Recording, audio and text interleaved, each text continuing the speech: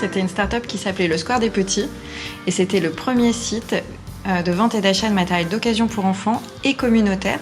Alors c'est important parce que c'était les débuts des réseaux sociaux et donc tout naturellement, je me suis installée chez moi. Donc en fait, assez naturellement, il y a un espace qui a commencé à se positionner sur une table, une imprimante. C'est vraiment à ce moment-là que a commencé au niveau de mon environnement en fait, des remarques plutôt surprenantes auxquelles je m'attendais pas, comme par exemple c'est bien, tu vas pouvoir t'occuper de ton fils. Comme ça, il mangera plus à la cantine le midi, tu pourras aller le chercher. Alors c'est vrai que là, moi, j'étais assez choquée.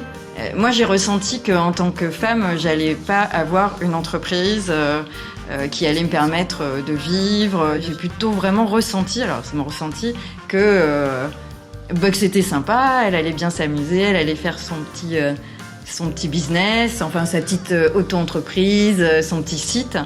Alors que moi, j'étais sur des enjeux entrepreneuriaux très différents en fait. Je pense que c'était un stéréotype. Et ça, c'est difficile parce que c'était leur vision et c'était peut-être ce qui les rassurait aussi parce que c'est un gros changement. Peut-être dans la famille aussi, vous n'avez pas eu de personne qui était dans l'entrepreneuriat. C'est nouveau.